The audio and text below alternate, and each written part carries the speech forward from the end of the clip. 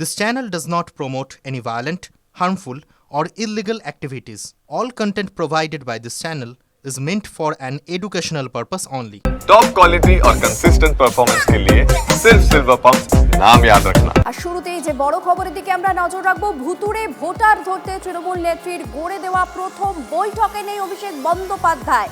15ই March জেলা নেতৃত্বকে নিয়ে আলাদা বৈঠক করবেন দলের সর্বভারতীয় সাধারণ সম্পাদক। আরও বিস্তারিত জানবো, আমাদের সঙ্গে রয়েছেন আমাদের প্রতিনিধি সৌরভ গুহ। সৌরভ, আলাদা করে আবার 15ই মার্চ জেলা নেতৃত্বকে নিয়ে বৈঠক কেন? আজকের বৈঠকে কেনই বা নেই, আর 15ই মার্চের বৈঠকেরই বা আলাদা কি প্রয়োজনীয়তা?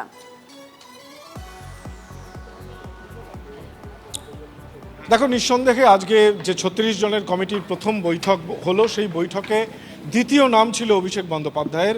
অভিষেক বন্দ্যোপাধ্যায় এই বৈঠকে অনুপস্থিত ছিলেন। সকালবেলা থেকেই কিন্তু এই নিয়ে চর্চা ছিল তুঙ্গে যে কেন অভিষেক বন্দ্যোপাধ্যায় নেই। শুধু অভিষেক বন্দ্যোপাধ্যায় না, এছাড়াও ডেরেক ওব্রায়েন বা দেবাংশু ভট্টাচার্যের মতো সদস্যরাও কিন্তু অনুপস্থিত ছিলেন। কিন্তু বৈঠকে সুব্রত বক্সী নিজেই ঘোষণা করেন যে অভিষেক বন্দ্যোপাধ্যায় আগামী 15ই মার্চ বিকেল 4টের সময় জেলা নেতৃত্বকে নিয়ে ভোটার লিস্ট সংক্রান্ত বিষয়ে আলাদা বৈঠক করবেন। নিঃসন্দেহে এই আলাদা বৈঠক তৃণমূলের সর্বভারতীয় সাধারণ সম্পাদকের এই ভার্চুয়াল বৈঠক নিঃসন্দেহে গুরুত্বপূর্ণ, এবং সেই ঘোষণাটি কিন্তু করেছেন রাজ্য সভাপতি সুব্রত বক্সী। যে সময় নবীন প্রবীণ দ্বন্দ্ব নিয়ে তৃণমূল কংগ্রেসের নবীন প্রবীণ দ্বন্দ্ব নিয়ে বারংবার চর্চা হয়, সেই চর্চার পরিপ্রেক্ষিতে সুব্রত বক্সীর ডাকা সভায় অনুপস্থিত অভিষেক বন্দ্যোপাধ্যায়। নিঃসন্দেহে রাজনৈতিক মহলে সকাল থেকে চর্চা শুরু হয়েছিল, এবং আমরা যেটা দেখলাম আগামী 15ই মার্চ অভিষেক বন্দ্যোপাধ্যায় একটি ভার্চুয়াল বৈঠক ডাকতে চলেছেন। নিঃসন্দেহে খুবই তাৎপর্যপূর্ণ, এবং এই ঘটনার অভিঘাত, রাজনৈতিক অভিঘাত কতদূর যায় সেদিকে নিশ্চিতভাবে নজর রাখছেন। কেন আজকের এই বিশেষ দিনে উপস্থিত থাকলেন না, যেখানে তালিকায় দ্বিতীয় পজিশনে অভিষেক বন্দ্যোপাধ্যায়ের নাম ছিল, থাকাটাই স্বাভাবিক, সেখানে তার অনুপস্থিতি ঘিরে কিন্তু ইতিমধ্যে একটা জল্পনা শুরু হয়েছে। এদিকে ভুতুড়ে ভোটার ধরতে Trinamool supremo Mamata Bandyopadhyay Netaji indoor stadium থেকে কি বলেছিলেন আপনাদের একবার শোনাই। আমি সুব্রত বক্সী নেতৃত্বে একটা কমিটি করে দিচ্ছি স্টেটে। সুব্রত বক্সী, অভিষেক বন্দ্যোপাধ্যায়, কল্যাণ ব্যানার্জি, সুজিত বোস, মলয় ঘটক, পার্থ ভৌমিক, ডেরেক ওব্রায়েন, উদয়ন গুহ, বিপ্লব মিত্র, অর্পিতা ঘোষ, মমতা বালা ঠাকুর, কাকুলি ঘোষ দস্তিদার, অরূপ বিশ্বাস, ফিরাদ হাকিম, দেবাংশু, চন্দ্রিমা ভট্টাচার্য, এদের নিয়ে আমি একটা কমিটি করে দিচ্ছি। আমি সব্যসাচীকেও রাখছি। এদের কাজ হচ্ছে, এরা বসে পার্টি অফিসে কার কি প্রবলেম আছে সেগুলোকে নেবে, নিয়ে কোথায় কোথায় প্রবলেম হচ্ছে সেটা তারা পাস অন করবে। দেখুন, মমতা বন্দ্যোপাধ্যায় সেদিনকের ওই বৈঠক থেকে, নেতাজি ইন্ডোর থেকে কমিটির নাম ঘোষণা করলেন। শুরুতেই বলেছিলেন সুব্রত বক্সীর নেতৃত্বে একটা কমিটি তৈরি হচ্ছে, আর দ্বিতীয় নামটা ছিল অভিষেক বন্দ্যোপাধ্যায়। তন্ময়ের কাছে একটু যাই, সুব্রত বক্সীর নেতৃত্বে কমিটি তৈরি হলো, আজকে সেই কমিটির প্রথম বৈঠক করলো। দ্বিতীয় নাম অভিষেক বন্দ্যোপাধ্যায়, তিনি আজকে অনুপস্থিত। যেমনটা সৌরভ গো খবর দেখালো, ব্রেক করলাম, 15 তারিখ ভার্চুয়াল বৈঠক করবেন অভিষেক বন্দ্যোপাধ্যায়। এখন জানি না সেই বৈঠকে কারা থাকবেন কারা থাকবেন না, কিন্তু নবীন প্রবীণ যে একটা দ্বন্দ্ব মাঝে মধ্যেই রাজনৈতিক বিশ্লেষকরা বলেন, সেটা কি নতুন করে উস্কে গেল আজকের এই ঘটনায়? দেখো, উস্কে গেল বা উস্কে দেওয়া হলো এমনটাই মনে করছে রাজনৈতিক মহল। তার কারণ হচ্ছে অভিষেক বন্দ্যোপাধ্যায় আর মমতা বন্দ্যোপাধ্যায়, এদের মধ্যে দূরত্ব আছে কি দূরত্ব নেই, এটাই বারবার আলোচনায় ভেসে উঠছে। এবং রাজ্যে বিরোধীরা অভিযোগ করছেন যে এটা কায়দা করে ভাসানো হচ্ছে, কারণ অন্যান্য যে সমস্যা রয়েছে রাজ্যের, সেখান থেকে চোখ ঘুরিয়ে নেওয়ার জন্য বা সেখান থেকে দৃষ্টি ঘুরিয়ে নেওয়ার জন্য, সেটা সংবাদ মাধ্যম হোক বা রাজনৈতিক মহল হোক। এখানে কিন্তু গুরুত্বপূর্ণ যে আজকে অভিষেক থাকলেন না, আর অভিষেক এরপর ভার্চুয়াল বৈঠক করবেন একই লোকজনদের নিয়ে। আজকে অভিষেক নেই, দেবাংশু নেই, এবং ডেরেক ওব্রায়েন নেই। এবং সেই জায়গা থেকে এটা কি খুব ইঙ্গিতপূর্ণ সেটা বুঝতে পারা যাবে 15 তারিখ, যদি আজকে উপস্থিত সকলে সেদিন হাজির থাকেন এবং অভিষেক, ডেরেক, দেবাংশুরা থাকেন, তাহলে মনে হবে জানো যে অভিষেকের যেদিন ভার্চুয়াল মিটিং রয়েছে সেদিন সবাই যোগ দিয়েছেন, কোনো বিরোধ নেই। অর্থাৎ ওয়েট করতে হবে আমাদের 15 তারিখ পর্যন্ত। আজকে যে ইঙ্গিতটা হলো, দুটো বিষয়। এক, অভিষেকের সঙ্গে এই নবীন প্রবীণ নিয়ে দ্বন্দ্ব রয়েছে, সেই দূরত্ব বজায় রেখেই আজকের এই বৈঠক হলো, এবং সেখানে বাধ্য হলেন সুব্রত বক্সী চিরকুট নিয়ে ঘোষণা করতে যে অভিষেক বন্দ্যোপাধ্যায় কবে এই বৈঠক করছেন, ভার্চুয়াল বৈঠক করছেন। অথবা একটা জিনিস হতে পারে আন্ডারস্ট্যান্ডিংয়েই যে সবটাই ঠিকঠাক ছিল, আজকে কোনো কাজের জন্য অভিষেক থাকতে পারেননি, তিনি পরের দিন থাকবেন, বিষয়টা সংবাদ মাধ্যমের দৃষ্টি আকর্ষণ করে না হলো সামান্য একটা বৈঠক, এটাকে যে যেভাবেই ব্যাখ্যা করুন, বড় বৈঠক যে যেভাবেই ব্যাখ্যা করুন, আজকের বৈঠক গুরুত্ব পেয়ে গেল অভিষেক থাকলেন না বলে। একদমই তাই। এবং তুমি যে কথা বলছিলে 15 তারিখ পর্যন্ত অপেক্ষা করতে হবে, অন্তত এই পর্বের জবনিকা পতন হয় নাকি আজকে থেকে যে জল্পনা শুরু হলো সেটা ভবিষ্যতেও জিয়ে থাকে। বিজেপি কিভাবে গোটা বিষয়টা দেখছে শুনুন। তৃণমূল কংগ্রেস এজেন্সি দ্বারা ভুতুরে ভোটার বিভিন্ন জায়গায় ঢুকিয়েছিল, তাদেরকে দিয়েই 21-24 নির্বাচনী বৈতরণী পার হয়েছে। এখন তারা ফ্র্যাঙ্কেস্টাইন হয়ে উঠছে কিনা সেটা তৃণমূল কংগ্রেসের অভ্যন্তরীণ রিপোর্ট থেকে তারা বলতে পারবে। আর অভিষেক বাবুর বৈঠকে থাকা বা না থাকা সেটা অভিষেক বাবুর মুখপত্র আছে, উকিল টুকিল আছে, তারা স্টেটমেন্ট দেয়, তারা দেবেন, আমাদের দেওয়ার বিষয় নয়। অবশ্যই আজকের এই বৈঠকের দিকে আমাদের নজর তো রয়েছে। অভিষেক বন্দ্যোপাধ্যায় থাকছে না, কোর কমিটির বাকি মেম্বাররা থাকছেন, কি নির্যাস আসে সেটা তো দেখার রয়েছে। কিন্তু মিটিংয়ের পর আরও একটা গুরুত্বপূর্ণ বিষয় দেখার, সেটা হলো তৃণমূল এবার ইলেকশন কমিশনে যাচ্ছে।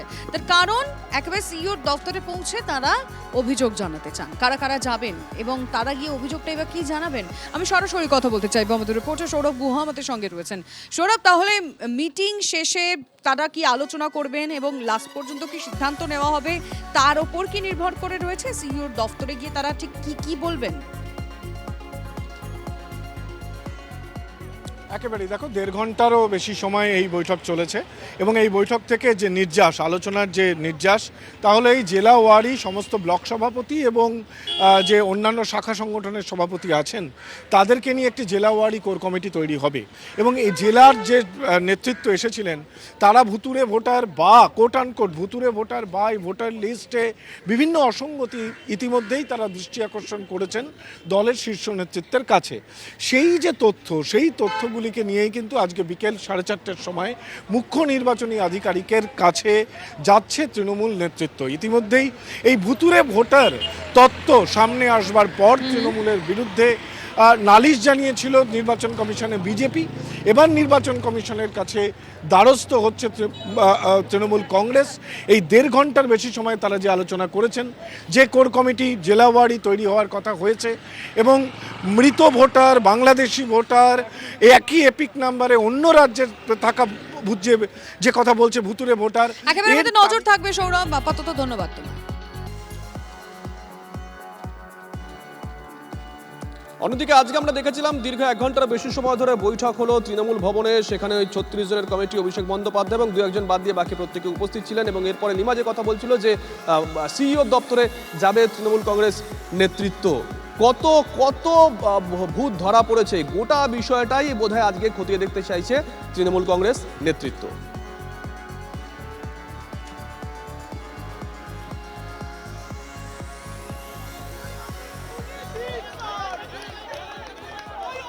অন্যদিকে হাইকোর্টের নির্দেশে অবশেষে ইন্দ্রানুজের অভিযোগের ভিত্তিতে এফআইআর পুলিশের। শিক্ষামন্ত্রী ব্রাত্য বসু, অধ্যাপক ওমপ্রকাশ মিশ্রের বিরুদ্ধে এফআইআর।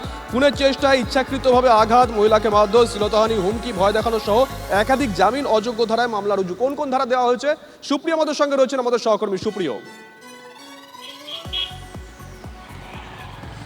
শুভজিৎ, একাধিক ধারা, তার মধ্যে খুনের চেষ্টা থেকে শুরু করে ভয় দেখানো, হুমকি, মারধর, এমনকি শ্লীলতাহানির মতন ধারা রয়েছে, এমনটাই কিন্তু আমরা পুলিশ সূত্রে জানতে পারছি। মূলত এই যাদবপুরে গত শনিবার যখন যে বিশৃঙ্খল পরিস্থিতি তৈরি হয়েছিল, পড়ুয়া ইন্দ্রানুজ রায় সে যখন আহত হয়, তার পরবর্তীতেই তার তরফ থেকেই কিন্তু লিখিতভাবে একটি ইমেল পাঠিয়ে অভিযোগ জানানো হয়েছিল। যদিও সেই অভিযোগের পরিপ্রেক্ষিতে, যেটা ইন্দ্রানুজের তরফ থেকে দাবি করা হচ্ছে, কোনো রকম এফআইআর রুজু করা হয়নি। পরবর্তীতে গতকাল কলকাতা হাইকোর্টের নির্দেশের পর কলকাতা পুলিশের তরফ থেকে ইতিমধ্যেই একটি এফআইআর রুজু করা হয়েছে এবং সেই এফআইআর কিন্তু রাজ্যের শিক্ষামন্ত্রী ব্রাত্য বসু থেকে শুরু করে অধ্যাপক ওমপ্রকাশ মিশ্র এবং ব্রাত্য বসুর গাড়ির চালক, তাদের নামেই হয়েছে, এমনটাই কিন্তু আমরা পুলিশ সূত্রে জানতে পারছি। কারণ ব্রাত্য বসুর গাড়িতেই কিন্তু ধাক্কা লেগে ইন্দ্রানুজ সে পড়ে যায় এবং আহত হয়। আর সেই জায়গা থেকেই ইন্দ্রানুজ যে অভিযোগপত্র ইমেল মারফত জমা করেছিল, সেই অভিযোগে কিন্তু এ ধরনেরই অভিযোগ তুলে ধরা হয়েছিল যে তাদেরকে মারধর, খুনের চেষ্টা থেকে শুরু করে মারধর, ভয় দেখানো, হুমকি, এমনকি উপস্থিত যারা মহিলা পড়ুয়ারা ছিলেন তাদের সঙ্গেও দুর্ব্যবহার বা শ্লীলতাহানির চেষ্টা করা হয়। আর এই সমস্ত একাধিক ধারাতেই মামলা রুজু করে পরবর্তীতে এফআইআর দায়ের করা হয়েছে কলকাতা হাইকোর্টের নির্দেশে, এমনটাই আমরা জানতে পারছি। শুভজিৎ। নজর থাকবে সুপ্রিয়। ইন্দ্রানুজের বাবা, তার সঙ্গে আমরা কথা বলেছিলাম, তিনি গোটা বিষয়টা কিভাবে ব্যাখ্যা করছেন শোনাবো। ব্যাক টু ব্যাক শোনাবো এসএফআই রাজ্য সম্পাদক দেবাঞ্জন দে, তিনি কি বলছেন। আমরা একটা গণতান্ত্রিক পদ্ধতিতে যখন কোনো অভিযোগ কোনো ঘটনা ঘটে, তার হচ্ছে গিয়ে পুলিশ হোক প্রশাসন হোক, আমরা যারা বিভিন্ন জায়গায় আছি, তার যে দায়িত্ব সেটাকে পালন করা, তাকে সম্মান করা, তার যে নথিভুক্ত দায়িত্ব সেটা পালন করা, এটাই হচ্ছে ডেমোক্রেটিক কাজ। আর সেটাকে পালন না করাটাই হচ্ছে গিয়ে আনডেমোক্রেটিক কাজ। আচ্ছা, আনডেমোক্রেটিক কাজ প্রশাসন করেনি, তার জন্য যদি ছাত্রছাত্রীরা বা কেউ যদি হচ্ছে আর একটা পাল্টা আনডেমোক্রেটিক করতো, সেটা খুব ভালো হতো। কিন্তু কোর্ট যে জায়গাটা দেখালো, বিচার ব্যবস্থা যেটা দেখালো, যে একটা অংশ যদি আনডেমোক্রেটিক করে, তাহলে অংশ তার বিচার পাওয়ার জায়গা, ডেমোক্রেটিক্যালি তার জায়গা আছে, বিচার ব্যবস্থার কাছে বিচার ব্যবস্থার দ্বারস্থ হোক। তৃণমূলের মনোভাব, সরকারের মনোভাবটা বোঝা যাচ্ছে। ব্রাত্য বসুর মতন একজন ক্রিমিনাল, যার জায়গা জেলের ওপারে থাকার কথা, তার সিকিউরিটি বাড়িয়ে দিল। আবার একই সময় শওকত মোল্লারও সিকিউরিটি বাড়ানো হচ্ছে। অতএব বোমা বাঁধতে পারে যে, তার বোমা বাঁধার যোগ্যতার নিরিখে তার সিকিউরিটি বাড়ানো হচ্ছে। ছাত্র খুন করতে পারে যে, তার ছাত্র খুন করবার যোগ্যতার ভিত্তিতে তার সিকিউরিটি বাড়ানো হচ্ছে।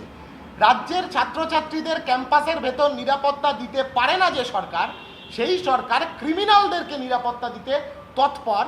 এই মুহূর্তে মূল কথা, ক্রিমিনাল রাজ খতম করবার জন্য এই রাজ্যের বুকে এই ক্রিমিনাল ব্রাত্য বসু সহ তার ক্রাইম সিন্ডিকেটের সমস্ত মাতব্বরদেরকে অ্যারেস্ট করতে হবে। ক্যাম্পাসে ক্যাম্পাসে যে ক্রাইম সিন্ডিকেট চলছে, সেই ক্রাইম সিন্ডিকেটকে দুর্মূশ করতে হবে, এবং সেটা দুর্মূশ করবার জন্য একটাই উপায়, ছাত্র সংসদ নির্বাচন। অবাধ, গণতান্ত্রিক, স্বচ্ছ পদ্ধতিতে ছাত্র সংসদ নির্বাচনের ঘোষণা করতে হবে।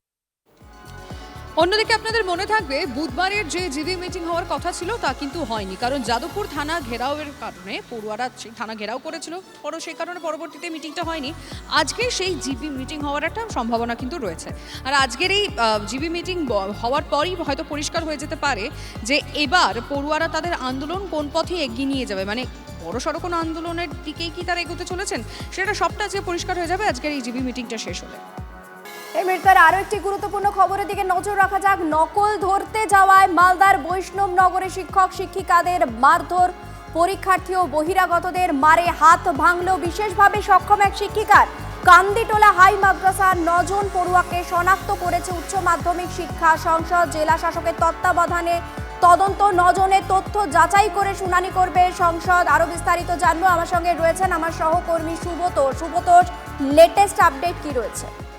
দেখো, এখনো পর্যন্ত তাদেরকে 9 জনকে চিহ্নিত করা হয়েছে এবং তাদের বিরুদ্ধে ব্যবস্থা নেওয়ার যেটা ডিআই একটু আগে আমাদেরকে যেটা জানিয়েছেন যে ইতিমধ্যেই এই ইনস্ট্রাকশন এসছে যে তাদের যে খাতা, তারা পরীক্ষা দিতে গেলে তাদেরকে বাধা দেওয়া হবে না এবং তাদের খাতা কিন্তু আলাদা করে পাঠানো হবে। এখনো পর্যন্ত এই নির্দেশ জেলা শিক্ষা দপ্তরের কাছে এসেছে ইতিমধ্যেই, যে তাদের খাতাগুলো কিন্তু আলাদা করে দেওয়া হবে। এই সমস্ত এই 9 জন ছাত্রের বিরুদ্ধেই কিন্তু ব্যবস্থা নেবে শিক্ষা দপ্তর, এটাও জানানো হয়েছে।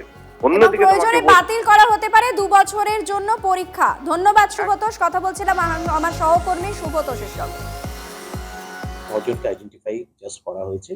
আমার কাছে এই মুহূর্তে 7 জনের নাম রয়েছে, এক্সাম রোল নাম্বার রয়েছে, সবই রয়েছে। আমরা এই পরীক্ষা শেষ হয়ে যাওয়ার পর কামডিতলা হাই মাদ্রাসার যিনি হেড অফ দি ইনস্টিটিউশনস, তাকে আমরা ডেফিনেটলি কল করব।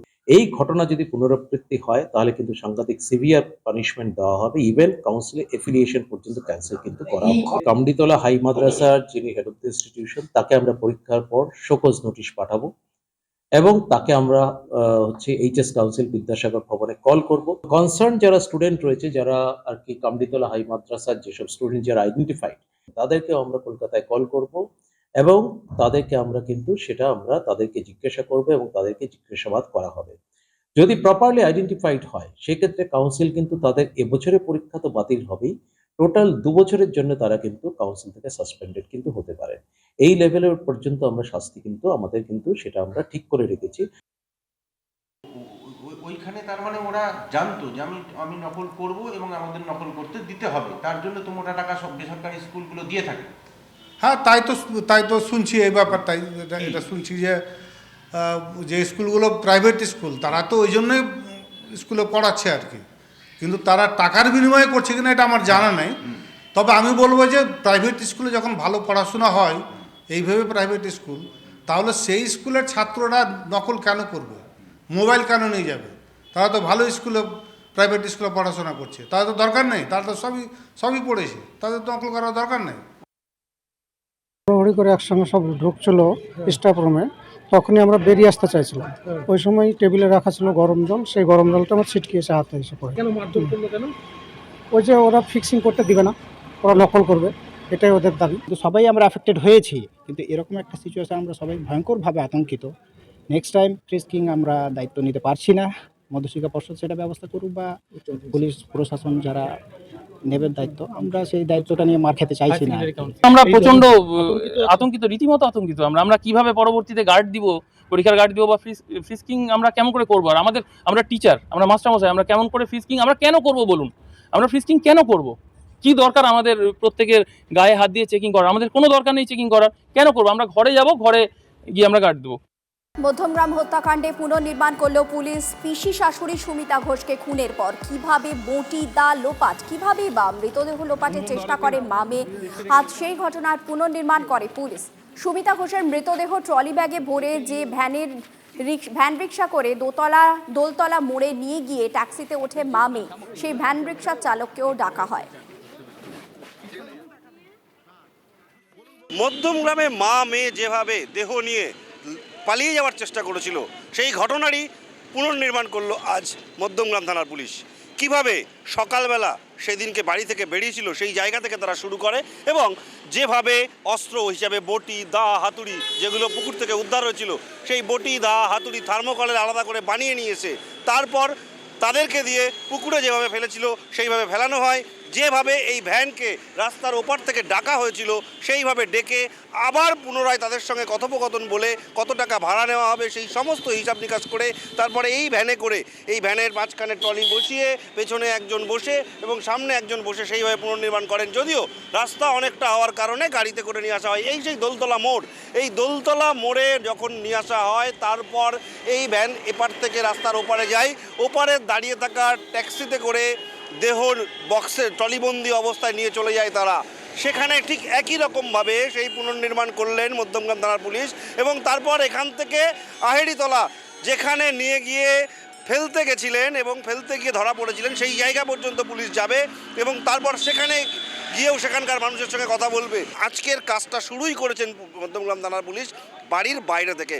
বাড়ির দরজা খোলা হয়নি, কারণ এফএসএল টিমকে আবার পুনরায় ডাকা হবে এবং তারপর ঘরের ভেতরে বাকি অংশটার পুনর্নির্মাণ হবে, এমনটা তো পুলিশ সূত্রে জানা যাচ্ছে। টিভি 9 বাংলার জন্য সুকান্ত মণ্ডলের সঙ্গে দীপঙ্কর দাসের রিপোর্ট, উত্তর 24 পরগনা। সকালবেলা আমি বসে আছি স্ট্যান্ডে, আমার এক ভদ্রলোক যাত্রীদের বললো যে তোমাকে ডাকছে। হ্যাঁ, আমি এসে ওখানে দাঁড়ালাম। হ্যাঁ বলুন বলুন। হ্যাঁ, বললো যে আপনি যাবেন? হ্যাঁ, বলে দোলতলা যাবো। একটা ট্রলি ব্যাগ বাড়ি থেকে নিয়ে তাও যাবো, দোলতলা যাবো। টাকা কত ঠিক হয়েছিল? ঠিক হয়নি, 130 টাকা দিয়েছে। 30 টাকা দিয়েছিল ভারী ব্যাগ বলে? ভারী ব্যাগ।